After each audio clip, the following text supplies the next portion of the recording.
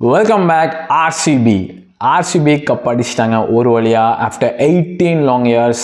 ஒரு சென்னை ஃபேனாக சொல்கிறதுக்கு எவ்வளோதான் கடுப்பாக இருந்தாலும் கஷ்டமாக இருந்தாலும் ஒரு விஷயத்தை ஒத்துக்கணும், RCB deserve to win this இயருங்க.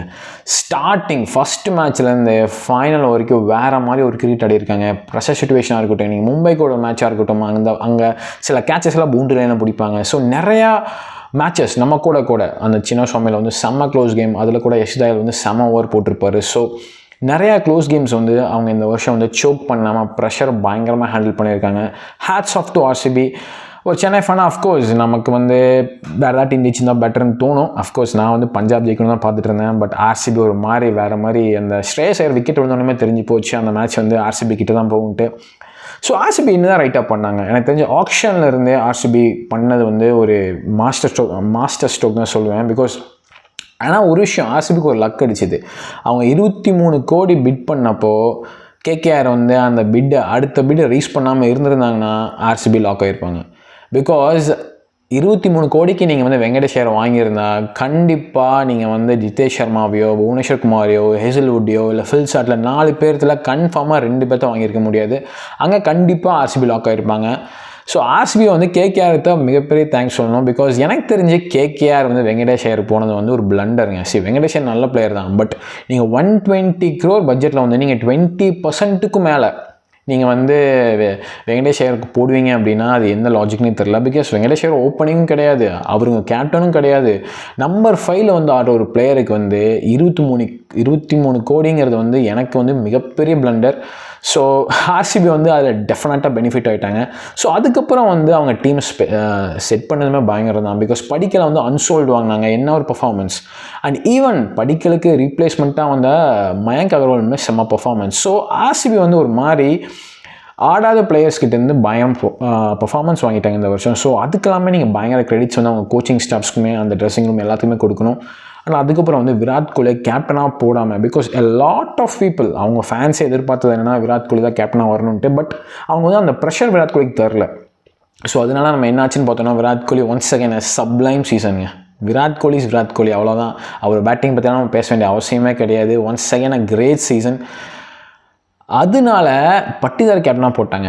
Patidar வந்து சத்தியமாக நான் எதிர்பார்க்கல, நிறைய பேர் எதிர்பார்த்துருக்க மாட்டாங்க. அவரோட கேப்டன்சி வந்து ஒரு மாதிரி அண்டர் த ரேடார் போயிடுச்சுன்னு தான் சொல்லுவேன். பிகாஸ் அவர் ஒரு கூல் அண்ட் காமாக ஃபேன்டாஸ்டிக்காக ஆர்சிபி லீட் பண்ணி கப் அடிச்சு கொடுத்துட்டாரு. அவரோட பவுலிங் சேஞ்சஸாக இருக்கட்டும் ஃபேன்டாஸ்டிக்காங்க. பிகாஸ் அவங்க மேக்ஸிமம் நீங்கள் பார்த்தீங்கன்னா 14 மேட்ச்சில் 5 பவுலர் வச்சு ஆடிருப்பாங்க. ஸோ வெறும் 5 பவுலர் வச்சு மட்டுமே ஆடி அதை பயங்கரமாக ரொட்டேட் பண்ணி வேறு மாதிரி கேப்டன்சி பண்ணிட்டாருன்னு தான் சொல்லுவேன். அண்ட் அகெயின் டிம் டேவிடாக இருக்கட்டும், அப்புறம் நீங்கள் ஜிதேஷ் சர்மா வந்து ஸ்டார்டிங்கில் ஒரு மாதிரி ஆடினார். பட் அந்த எல்எஸ்சிக்கு எதிராக ஆடின அந்த ஒரு நாள் போதுங்க, அந்த 85 ரன்ஸ் போதும் அவரோட ஒர்த் என்னன்னு காமிக்க. பிகாஸ் அந்த மேட்ச் அவங்க ஜெயிக்கலைன்னா டாப் 2 கிடையாது, டாப் 2 இல்லைனா மேக்ஸிமம் கப் அடிக்கவே முடியாது. ஸோ எல்லாருமே கான்ட்ரிபியூட் பண்ணியிருக்காங்க. ஏதோ நான் ஒரு ஸ்டாட் பார்த்தேன், ஐ திங்க் 9 மேட்ச் வினர்ஸ்னு நினைக்கிறேன் ஆர்சிபிக்கு. ஸோ அதெல்லாம் வந்து ஒரு மைண்ட் ப்ளோயிங் ஸ்டாட். அதாவது என்னென்னா அவங்க இந்த டீமை செட் பண்ண விதம் எப்படின்னா இந்த வருஷம் எப்படின்னா நம்ம வந்து கேஜிஎஃப் பார்த்துருப்போம், இல்லைனா விராட் ஏபிடி கெயில் அப்படின்னு பார்த்துருப்போம். பட் இந்த வருஷம் பார்த்தீங்கன்னா 9 மேட்ச் வினர்ஸுங்க. அது வந்து like even Virat Kohli out ஆனால் ஃபில் சால்ட் அவுட் ஆனால் நீங்கள் படிக்கலோட கான்ட்ரிபியூஷன், இல்லைனா பட்டிதர், அப்படி இல்லைனா டிம் டேவிட் மாலா மாதிரி என்ன ஆடி கொடுத்துட்டாருங்க, வேறு மாதிரி ஆடி கொடுத்தாரு இந்த வருஷம். அப்படி இல்லையா ஜிதேஷ் சர்மா ஒரு நாள், அப்படி இல்லைனா ரொமாரோ ஷெஃபர்ட் 14 பாலில் 50 சென்னை கூட. அந்த மேட்ச் மேமே என்ன சொல்கிறது, அஃப்கோர்ஸ் நம்ம ஆளுக்கு வந்து ஒரு மாதிரி நல்லா பவுலிங் போடல, இருந்தாலுமே செம அடிங்க. ரொமாரோ ஷெஃபர்ட் பவுலிங் எடுத்துங்க, குருணால் பாண்டியா, நான்லாம் எதிர்பார்க்கவே கிடையாது இவரெல்லாம் இப்படி ஒரு பவுலிங் போடுவார்னு. குருணால் பாண்டியா டீசெண்டான பவுலர் தான். ஆனால் இந்த வருஷம் வந்து லைக் சீரியஸாகவே வந்து ஆர்சிபி அவர்கிட்ட பயங்கரமாக பவுலிங்கை வந்து வாங்கிட்டாங்க தான் சொல்லணும். அண்ட் போல்ட் கிளவர் இல்லைங்க. அண்ட் குருணால் பாண்டியா ஃபைனல் வந்துட்டு வேறு மாதிரி கிளச் பிளேயர் தான் அவர். 2017 எனக்கு தெரியும் எப்படி அவர் வந்து மேட்ச் வினிங் நாக் ஆடி கொடுத்து ஒரு மாதிரி பவுலிங் போட்டு ஜெயிச்சு கொடுத்தாருன்னு. 2019 ஒரு செம கான்ட்ரிபியூஷன் ஃபைனலில். அண்ட் 2025 அகெயின் ஃபைனல் வந்து குருணால் பாண்டியா வந்து ஒரு வேறு மாதிரி பிளேயராக மாறிடுறாரு. அண்ட் அஃப்கோர்ஸ் நம்ம என்ன சொல்கிறது, ஃபைனலில் வந்து வேறு மாதிரி அடி ஜெயிச்சிட்டாங்க, அவ்வளோதான். ஸோ இதுக்கப்புறம் ஒரு சென்னை ஃபேனாக நம்ம வந்து சென்னை ஃபேன் மட்டுமே இல்லை, எந்த ஃபேன்ஸுமே வந்து அவங்கள வந்து கலாய்க்க முடியாது லாலிபாப்லாம் சொல்லி. தி டிசர்வ் டு வின் திஸ்ங்க. ஸோ இதுக்கப்புறம் மேபி இந்த ஜிங்ஸ் உடஞ்சிருச்சா, இதுக்கப்புறம் வந்து அவங்க அதிக டைட்டில் அடிப்பாங்களா ஃபியூச்சர் இயர்ஸில் அப்படிங்கிறத நீங்கள் கமெண்ட்டில் சொல்லுங்கள். எனக்கு தெரிஞ்ச ஆர்சிபி வந்து இதுக்கப்புறம் வந்து ஒரு மாதிரி பாசிட்டிவாக இருப்பாங்க. இதுக்கப்புறம் பிளே ஆஃப் போனால் நம்ம கப் அடிக்க முடியும் நம்புவாங்க. அது வந்து அவங்க ஃபேன்ஸுக்குமே ஒரு மிகப்பெரிய ஒரு நம்பிக்கை தரும். அண்ட் ஆண்டி ஃப்ளவரை பற்றி ஒரு விஷயம் சொல்லணும், because he has a very good ரெக்கார்டுங்க. அண்ட் அவர் வாங்கி அவர் மாதிரி டீம் செட் பண்ணி வேறு மாதிரி பண்ணிட்டாங்க. ஆர்சிபி இன்னொரு விஷயம் என்னன்னா, இதே டீம் தான் அடுத்த 2 வருஷத்துக்கு இருக்க போகுது. So RCB good go and win another IPL in the next 2 yearsங்க. நிச்சயமாக எனக்கு தெரிஞ்சு ஆர்சிபி வந்து அடுத்த 2 வருஷமே ஆர்சிபி பிளே ஆஃப் போனால் நம்ம ஆச்சரியப்படுற விஷயம் கிடையாது. அண்ட் அடுத்த 2 இயர்ஸுமே அவங்க டாப் 10 முடிச்சாங்கன்னா மேபி கப் அடிக்கலாம். அடுத்த 2 வருஷமே கூட கப் அடிக்கலாம், இல்லை அடுத்த 2 வருஷத்தில் ஒரு கப்பு கண்டிப்பாக அடிக்கலாம்.